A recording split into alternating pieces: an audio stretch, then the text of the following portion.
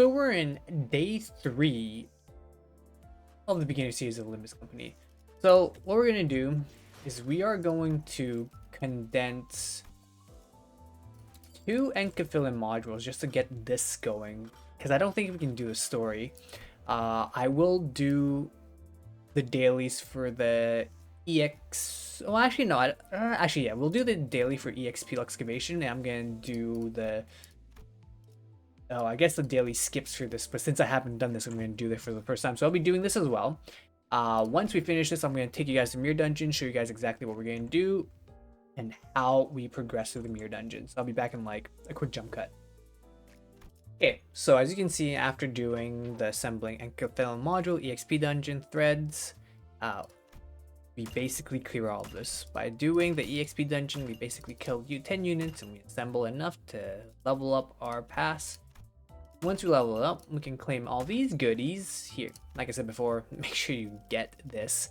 And also borrow a friend unit. If you guys need a friend unit, just join the Discord community down in the description down below, and we'll be able to help you with the Limbus journey, as well as give you some friend codes that can help you out. Now, Mirror Dungeon.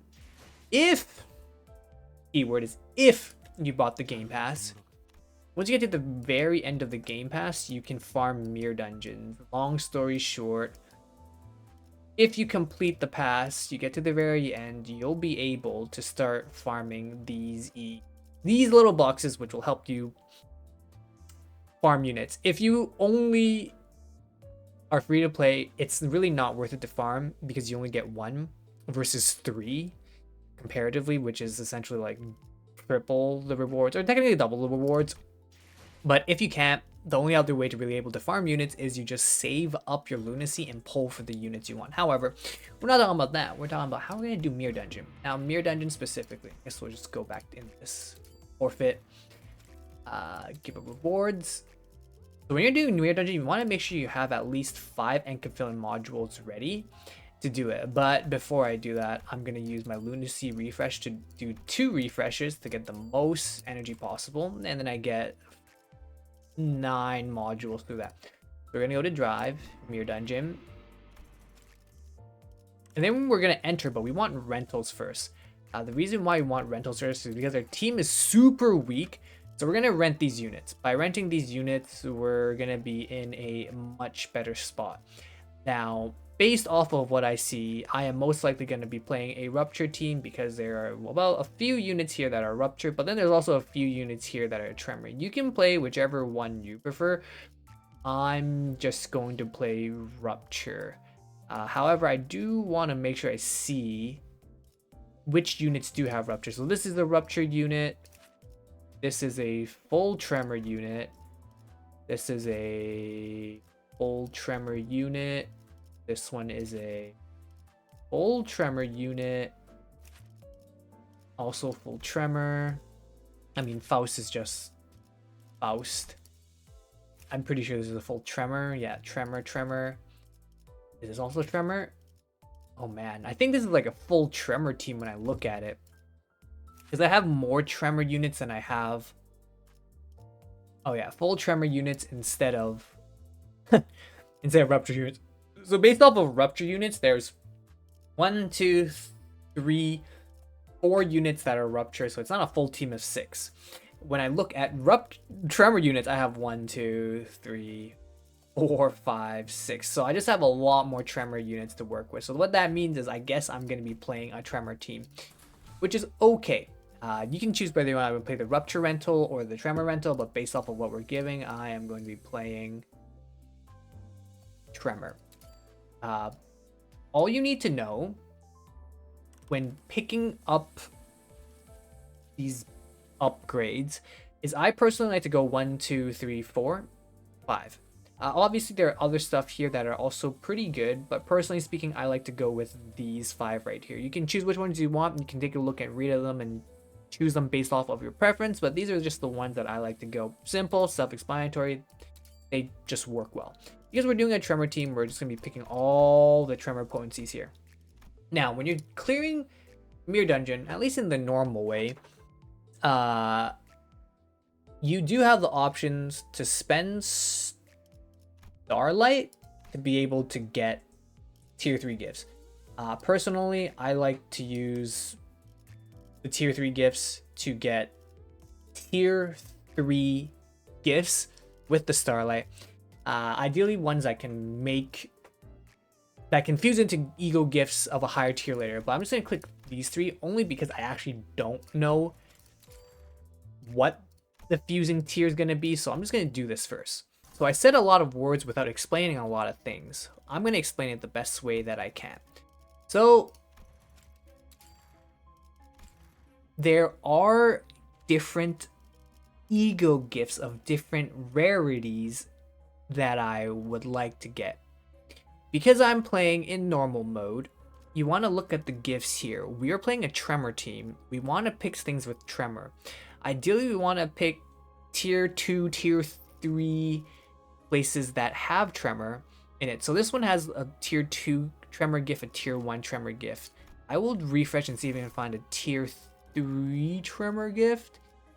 But I can find a tier 1. This isn't the best, so I'll do it again because I already own the tier 2. We'll do another refresh here. I could potentially do one more, but that's a little risky. So I'm just going to go here. This is the highest tier gift possible, so I'll go in here and take this. When I'm doing this, you also get the option to claim these, but since I already have these 2, I will get this one for free, which is perfect. Now, when doing the Mirror Dungeon, there are a couple of things to take note of.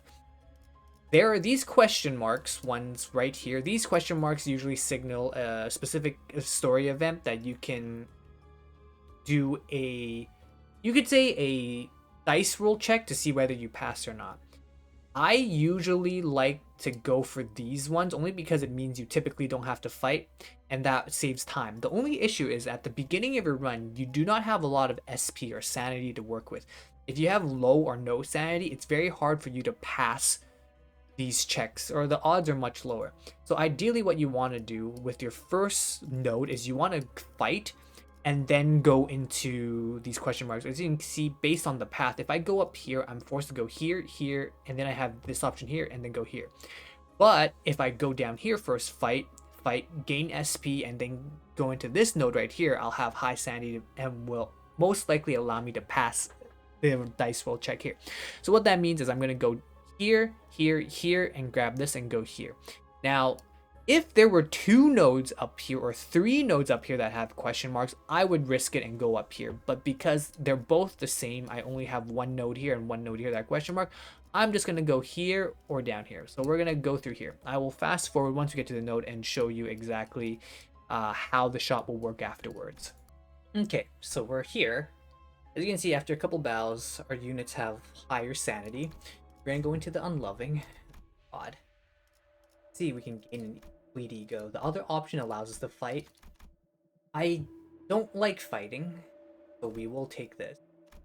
However, the ego that we're going to be getting is not a great ego, so we're going to either sell it or upgrade it later. So, nodes of interest. So here's the thing with nodes of interest. How do you know what's high, very low? How does it work? Let me explain. So if a unit has 0, and I'm 0 sanity, it means they have a 50-50 chance of rolling high. If a unit has 45% sanity, it means they get plus 45% chance to hit their coin roll. So what does it mean? Right now, the threshold to be able to pass this skill check is 16. In order for me to pass it, I need to get a 16 or higher. This coin skill has a base 4 of +6/+6. So what that means is in order for me to win the skill check, I need to hit heads twice.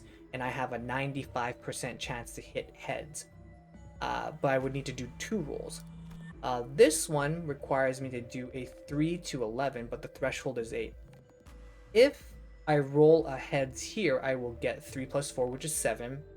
And then I get another one, which is 11. Which is what the threshold is. Ideally, we want one where we can just aim for the heads with 1 coin flip instead of 4. This one will require me to have all 3 coins flip heads. This one will require me to... this one's the best one. The reason why this is the best one is because it has a base +3 and then it's +5 for 8. The reason is I have 3 chances for it to roll a 5, and if I have a 5, the base is going to be 5 plus 3, which is 8, which is the threshold. So I have 3 chances to hit 8. So that's why we're going to choose this one, even if it's a little bit lower. As you can see, 8, 13, there you go. This was like the best odds of us passing this test, so that's how you want to be able to do coin interactions. So there's a couple of things to know about the shop. I'm going to go over each of those individually. There's the refresh, keyword refresh, enhance gifts, fuse gifts, sell gifts, sinners. Now, the first skill is always going to be a slot for you to be able to get a sinner skill. Ideally, what you want is you want to have your strongest units that are going to be on your team replace the skill. So what's going to happen is I'm going to replace my skill 1 with a skill 3 here, making it the odds of a skill 3 coming up is higher. When you're doing refreshes, you can do a free refresh and it'll give you random refreshes, or you do keyword refreshes, which will give you a higher chance to look for the keyword that you're looking for, so like tremor gifts. Ooh, this one's really good. This one is a really good tremor gift. Doesn't matter if it's tier 4, you get it, you buy it. Now here's the thing. When I go to fuse gifts, let's just say I want a tremor gift that I want to fuse. I'm gonna fuse a... Do I have 3 tier 3? I need to find 3 tier 3s first. Give me a second. We're gonna buy a tier 3. Do we have enough to show you guys what I want to do? I have a tier 3. A tier 3. Okay, hold up. I'm gonna make a tier 3. There we go. The reason why we're gonna make a tier 3 random ego resource is because right now we haven't found a bunch of these artifacts, and because we haven't found it, we can't fuse it just yet. The reason why that's important is because if I fuse 3 tier 3 units, I'm going to be guaranteed a tier 4. Now, you're either going to be getting the rock over here, or you're going to get a specific tier 4 ego like this one. This is a tier 4 ego that's really, really strong. All you need to know is 3 tier 3s make a tier 4. Turn start inflict, turn count 2, tremor potency and tremor count on all enemies on ally, and turn end trigger tremor burst on all. Very, very good. After getting that, I can take a look to see if I can upgrade that skill. And it looks like I can upgrade this skill. But I'm out of money. So what I'm going to do is I'm going to sell a gift. And what I'm going to sell a gift that I'm not going to be using. This is a tier 2, so whenever you get duplicate skill, you can just get rid of this. So I will sell this. And what's going to happen is because I sold it, I can go here. And I can enhance this. And I want to enhance it one more time, but I'm missing 82. So I'll go back to here. And I will sell another gift. This time I'm going to sell a gift that I'm not going to be used. So I'll sell this one. Enhance gifts. Go here. Perfect 200. Nice. When you play the game, ideally what you want to do is you want to be able to fuse these gifts. And it looks like over here I have enough resources to fuse a tier 4. So I will go here. I will click this, and also this. Yes. And this will give me a tier 4, which is the recipe. So I'm going to fuse this and get myself the coupled oscillation. And you can see these skills make it so that your runs become a lot easier. They apply really strong effects, so that's why whenever you have a chance, you want to go in here and look for these gifts. Since you haven't collected these yet, you're not able to fuse gifts, but normally speaking, if I want a tremor gift, I go 1, 2, it's random. If I go here, it's random. The reason why it's random is because I haven't found these yet. Had I found these in a prior run, I'll be able to fuse, which will make it easier in the future for you to be able to fuse the gifts. But since you're brand new to the game, you're not going to be able to fuse those quite yet. But once you find the gifts on your next run, you'll be able to fuse those gifts. Now, with that being said, though, we are going to enter into the final battle. Yeah, the final battle. So we'll play this fight out. So I think our team is perfectly set up. Our team is as juiced as it can be. Let's go. Alright, so we're fighting this guy. Realistically speaking though, because we're in such a good spot, we probably don't need to worry about most stuff, except for him. He has really low sanity, good. Actually, most of my team has low sanity, which isn't good. So what that means is instead of using Eagle Gift, I'm just gonna clash it out normally.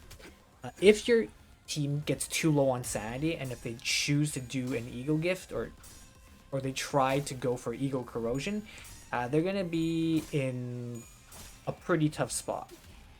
Okay, so you can see after the first turn, we did a bunch of damage. When the enemy is staggered, they're weak to everything. You have two options. Either you throw all your big ego skills on it and kill it right away, or you can attack it normal. I'm going to choose to send all my egos into it, because if I do this, person should die. Tremor.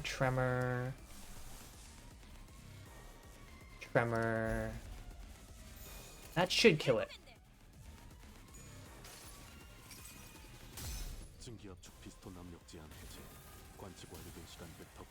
If you hold on to the screen, it goes faster. So 240, 517, 887, okay, yeah. Just insta-dead. So, to recap, as you can see, we finished the normal mode. We're going to claim our rewards. Unfortunately, if you're doing on normal mode, you're only going to be able to do the weekly bonus once. If you're playing on hard mode, you can claim all three of this at once, saving you time. So the next thing is going to be unlocking hard mode, which will be in a future video, but as you can see right now, you want to be making sure you have your weekly bonus turned on, because with weekly bonus, you're going to get plus 15 on your battle pass and you get 250 lunacy. So that means basically every week you have the ability to get 750 lunacy, which is pretty good. That means in 2 weeks you'll be able to get a 10 pull, which is going to be your main way to be able to farm lunacy without paying for the game. So we're going to click game 5, we're going to spend our lunacy. Our battle pass upgrades by a lot. Take a look at the battle pass right now. You're going to see we're going to have so many levels in it, and we're going to be able to claim a lot of good reward. So we're going to go here. We already refreshed with lunacy because we leveled up. We're going to go here, that, and now we're going to go to past missions. Your dungeon gets 4, scroll down, past level 10, get that, and we're going to claim all. So we got a decent amount of goodies through here. As a result, if we go back to Sinners, our main progression for this account is going to be these 2 units. Ideally, when we pull for more units, we can get them, but for now, because we're low on lunacy. So, in summary, the daily routine is going to be your excavation, a normal one. We're going to go over to threads, skip battle on the ones that you can, the highest tier level. And then for mirror dungeons, you're just going to be doing this 3 times a week until you're able to do hard mode. There's also achievements here that you can claim through dungeons, and in so you'll be able to get some rewards. These rewards can be pretty useful. I'm going to go back, and with the account progression, we ended the day, well, with not a lot of extra resources. Actually, that's not true. We got a lot of extra resources today. We were able to get a few boxes through the Game Pass. We were able to get a lot of these through our login event. So let's take a look. Our Hello Manager, we were able to get a lot of polls, 3 polls. Tomorrow, the next day, we're going to get 100 threads. And once we get those 100 threads, it'll be pretty useful for us, because we're going to be able to use it to uptime more of our units. We're probably going to uptime these 2 units to tier 3, which will make our team a lot stronger. Even though I don't really want to uptime these guys to tier 3, I'm going to sorta have to, only because they are my strongest unit now. But we could always just uptime this unit as well. What's looking like it's going to happen is have ourselves well, most likely what we have right now is going to be a bleed team. So most likely our team is going to be centered around bleed. So that's okay. As usual, we have a Discord community down in the description down below. So make sure you join the Discord community if you would like to talk about all things Limbus, as well as make some friends as well. Anyways, John Panio signing out. I'll see you guys in the next video. See you guys later. Goodbye for now.